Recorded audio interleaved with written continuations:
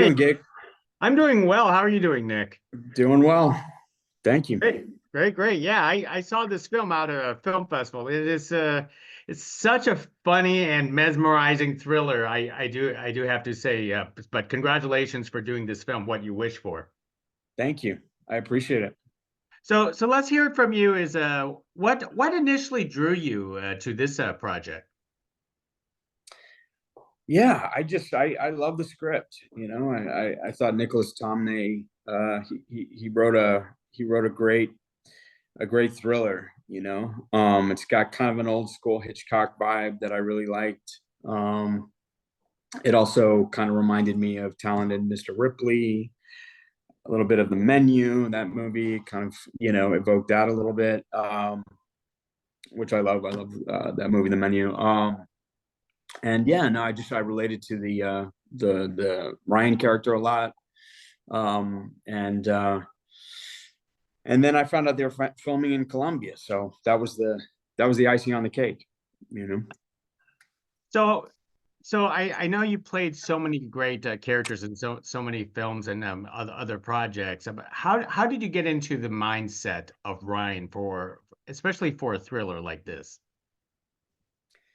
Yeah, I mean, it wasn't too difficult, to be honest. I feel like Ryan's a pretty good everyman. I kind of just showed up. The role was really on the page, and didn't really have extensive rehearsals, anything like that. It was just, yeah, I feel like Nick just wrote really great characters, and it was clear what that I feel like my job was clear, and so I more or less just needed to show up and do it. So. Nick, it's that for you doing a movie like What You Wish For and being a fan of like a film like The Menu. It sounds like you're a foodie yourself.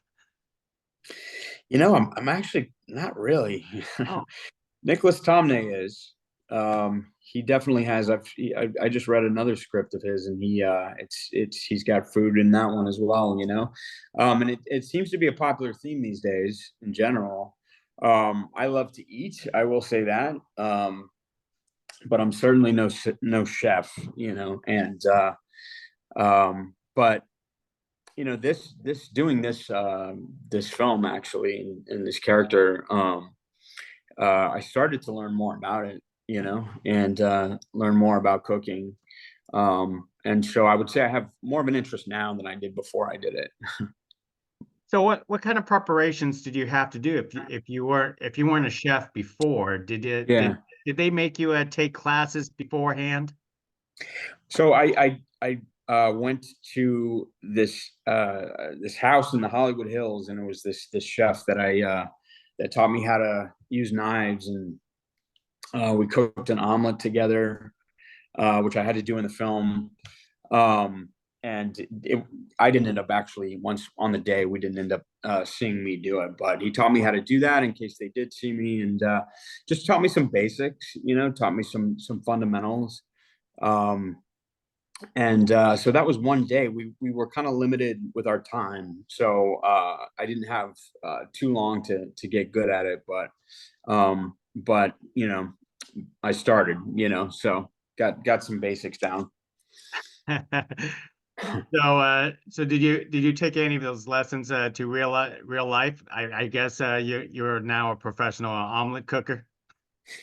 Yeah, but I'm much better with a microwave, still, and that tends to be unfortunately, like the means of cooking more often than using a knife. Um, but I love to cook for my daughter. I'll follow a recipe and try to eat in as much as possible. Tell us about your adventures to Colombia. In this case, I guess it's always an actor's dream to travel overseas for any type of project. Yeah, it is. I mean, Colombia is a place that I had wanted to go before. I had filmed in South America before. I'd filmed in Uruguay. Um, and I'd been to Central America as well. Um, that's one of the amazing perks of this job. Absolutely, is you get to travel to some pretty exotic locations, and I've been really fortunate to film all over the world. But Colombia was amazing. The Andes Mountains was about 3 hours outside of Bogota, and I mean it was just stunning countryside, and it really lends itself to really getting immersed in the story, I think, and so we showed up, and to this they found this beautiful house, in the middle of the mountains, and it was just perfect. I mean, it was exactly as it was described on the page, um, and yeah, because we were kind of remote out in the mountains, all the actors kind of stayed together. So we were staying in houses in this one neighborhood. So it had a kind of a summer camp feel. So it was fun. I mean, tell me more about this house. I mean, it almost seems like the house itself is a character in its own way. Hmm. Yeah, absolutely. I mean, it needed to be impressive, to really for the audience and for Ryan to, it needed to be impressive enough, to justify all these choices that Ryan ends up making. That's his first impression of his friend in this new life, that he sees, and it's pretty much the opposite of the experience Ryan is going through at the beginning. Um, he's going through a rough patch, to say the least, and so I think this place just leaves a big mark on him, and clearly, as if when you keep watching the movie, looks can be deceiving, and Ryan pays a price for the choices he makes. Now, I do understand that this is such a quick production schedule for, especially for someone like you, but I'm very thankful that you support independent films such as what you wish for. Why do you enjoy doing like smaller budget films, rather because I know you've done Mhm. much larger budget before. I mean, there's a huge difference between something really big, Yeah, something more intimate and small like this one. yeah. Honestly, I feel at home doing movies like this. I would say I've done a lot more smaller movies than bigger ones.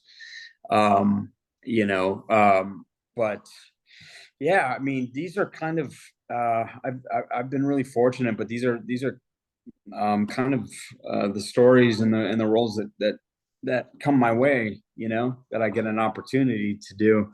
Um, but I feel like just a lot more comfortable, I would say, in doing films like this than, as opposed to something like Terminator, which was just a surreal experience for me, and I like having, in one sense, limited resources. I think it sometimes can add a certain vitality to what you're trying to do. When you're under the gun, some magic can happen. We had 23 days, very quick shoot, and you got to come prepared. You've got to come prepared, and you've got to have a real clear plan. And so I think the schedule really lent itself to the script. So yeah. So for you, Nick, I'm sure a lot of scripts come your way, a lot of proposals come your way. So how do you choose your roles nowadays? Um, well, I choose the best ones that are available to me, again, like I just had really good fortune, getting to be involved with some really great projects with some really great people. Um, yeah, I mean, as an actor, you kind of you kind of do what comes your way, and so so yeah, I look for variety. I would say, that's fun to play, challenges to play, roles that I haven't done before, so so that's another kind of thing I look for. But yeah, other than that, it's just good fortune, man. I would say so. Well said. Well said. Well, Nick, it's been a pleasure to talk to you about what you wish for. I'm just trying to respect the wishes of Nicholas not to reveal any spoilers because he likes to keep this thriller fresh for the viewers. And Yeah, and you done. And I have to say, this is one thrilling movie, and it's quite a surprise. So people will love it. yeah. Thank you so much. Thanks for your time. Hey, thank you, Nick.